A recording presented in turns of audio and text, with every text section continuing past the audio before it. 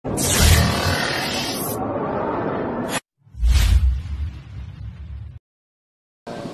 kaputingting, kung pagmasdan nyo, ang TV na ito ay white. Gawa ng ang TV na ito ay polarized. Polarized po sa mga kaputingting. Kaya po nagiging white yan kasi tinanggal ko na po ang kanyang mga kulubot. Mga kulubot na mga pagmumukha, mga kaputingting, tinanggal ko na po. Ayun po, kung makikita nyo po, nasa labas na po.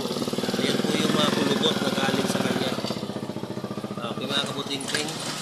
Ngayon, kung makikita nyo, white po yan mga kaputingting kasi wala na po yung kulubot. Papatayin ko po ang TV ha. Ayan. Kung makikita nyo mga kaputingting, makinis na po yan. Gawa ng yan ay akin ng nakaskas. Nakaskas ko na po yan. Matrabaho mga kaputingting ang pagkaskas. Hindi ko na kinuna ng video. Kasi basilan po ang pagkakaskas niyan. Pag nagkunting pagkakamali po niyan ay pwede pong mabasag ang LCD natin. Kaya ingat, kaya hindi ko na siya kinuha ng video mga kaputingting. Ayan, isasaksak ko siya ulit mga plug-in ko mga kaputingting para makita nyo na ang labas ng kanyang screen kapag ipa-plug-in ay magiging ganyan, wide screen. Ngayon, ipapakita ko sa inyo mga kaputingting ang magic kung paano po siya magiging tao, magandang tao, magiging magandang picture. Pagmasdan nyo mga kaputingting, ang mahiwagang plastic na ito. Kung makikita nyo ang mahiwagang plastic mga kaputingting, ay akin ang ipinasok sa kanyang mahiwagang pagmumukhang salamin. Ayan mga kaputingting, nakikita nyo, nagkaroon ng image ang ating TV dahil sa mahiwagang plastic na ito. Nilagay ko na siya. Nalagay ko na lang yung kanyang mga clip.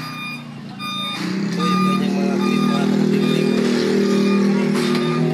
Kasi pagka wala pong clip yun mga kaputingting, baka lumuha po ang pagmumukha ng LCD mga kaputingting. Mahirap po, sayang. Mga kaputingting. Ito yung kanyang clip. Lalagay po natin yun. Di ba kaputingting?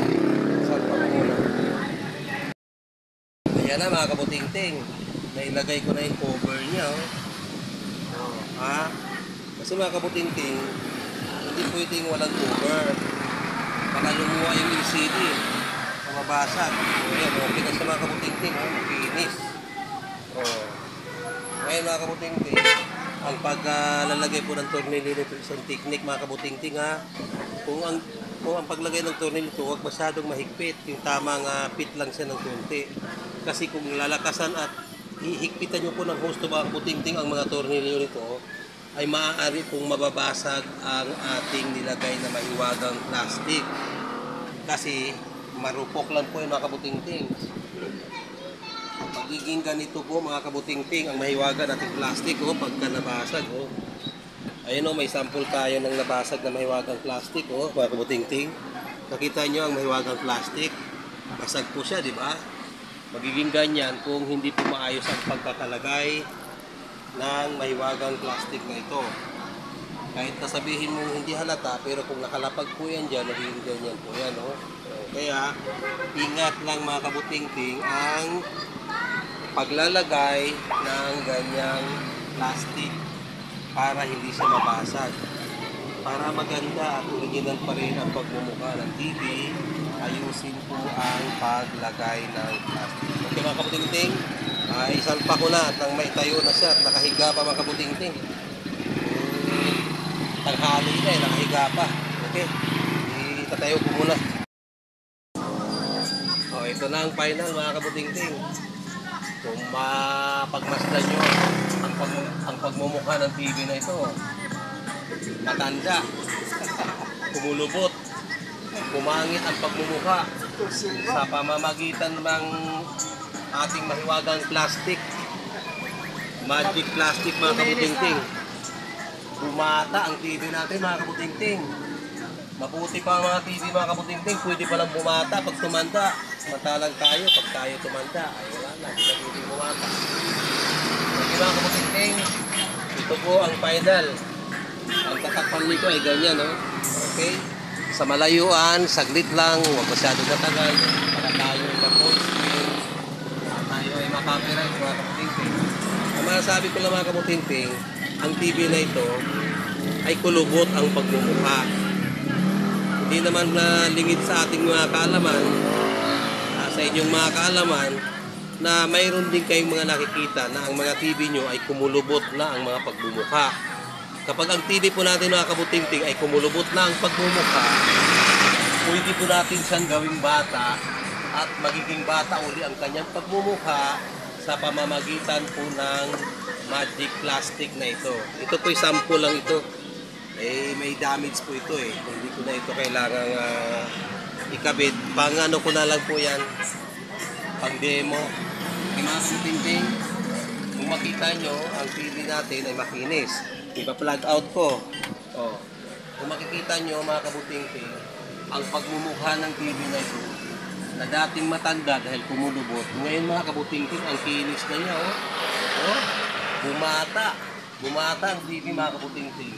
At ipa-plug in po natin uli at nang makita po natin ang kanyang alindog. Ang alindog niya dahil sa bata na po mga kabutingting ay mapagmasdan nyo. Batang-bata na ang TV na ito. Kung sa pakiwari nyo na ang TV na ito, na ang model ng TV na ito ay matanda na, talaga namang matanda ng model na ito mga kabutingting. Siya ay LCD pa, pero nang kumulubot ang kanyang pagmumukha, ayun, kinaskas natin ang kanyang pagmumukha at ayun po, nasa baba po ang ating mga kinaskas na yan. Ayan. Ang pinalitan po natin ng magic plastic na kagaya nito ay nagiging bata na po ang ating TV na tumanda. Mga kaputingting, jokes lang ha. Nagpapatawa lang po tayo. Yan lang po ang kailangan natin gawin para hindi naman masyadong seryoso. Masyadong seryoso mga kaputingting. Tatanda rin.